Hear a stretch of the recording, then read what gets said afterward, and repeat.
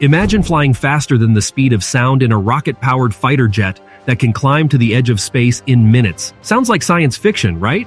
Well, not quite. In fact, this was a reality for a handful of German pilots during World War II, who flew the first and only rocket-powered fighter jet in history, the Messerschmitt Me 163 Komet. The Komet was a radical design that broke several records and pushed the limits of aviation technology.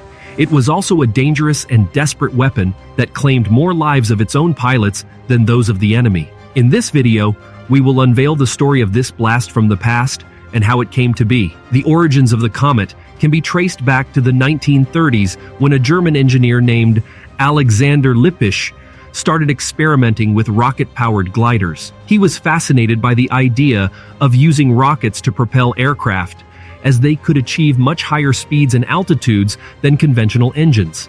He also designed his aircraft with swept wings, which reduced drag and improved stability at high speeds.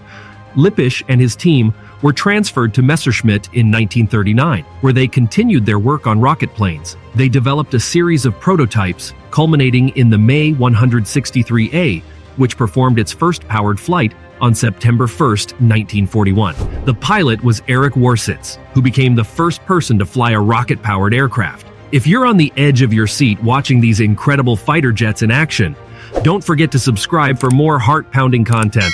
Hit that subscribe button now and be part of our aviation community. Get ready for more high-speed excitement. The Me 163A reached a top speed of 550 kilometers per hour, 340 miles per hour, but Lippisch wanted to go even faster. He designed a new version, the Me 163B, which had a more powerful rocket engine, a larger fuel tank, and an improved aerodynamic shape. The Me 163B was ready for testing in late 1941 and soon proved its incredible performance.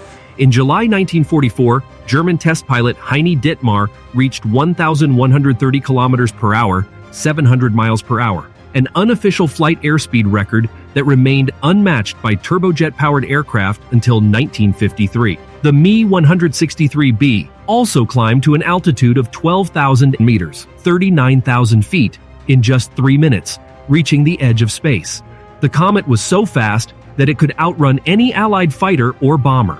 It was also armed with two 30mm cannons that could fire explosive shells at a rate of 450 rounds per minute. The Komet seemed like the ultimate interceptor, and the Luftwaffe hoped that it could turn the tide of the air war. But there was a catch. The Komet had a very limited flight time, as it burned its fuel in just 7.5 minutes.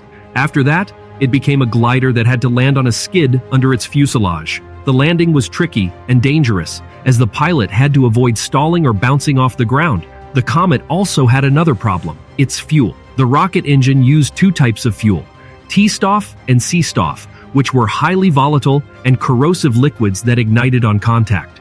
The fuel tanks were prone to leaking or exploding, causing many accidents on the ground and in the air. The fuel also produced toxic fumes that harmed the pilots and ground crews. The Komet was not only risky for its own side, but also ineffective against the enemy. It had a very short window of opportunity to attack the Allied bombers, as it had to approach them from behind and below at high speed. The cannons had low accuracy and a limited range and often jammed or misfired. The Komet pilots also had to deal with heavy anti-aircraft fire and escort fighters that tried to intercept them. The Komet entered service in August 1944, but it never lived up to its expectations. Only about 370 Komets were produced, and only a fraction of them saw combat. The Komet pilots claimed between 9 and 18 Allied aircraft were shot down, while losing 10 Komets in combat and many more in accidents. The Komet was a remarkable feat of engineering, but also a flawed and futile weapon. It was too little, too late for Nazi Germany, which surrendered in May 1945. The Komet was soon forgotten by history, but not by those who flew it or witnessed it. If you're hungry for more fighter jet adventures, make sure to subscribe. Hit subscribe now and buckle up for the excitement ahead.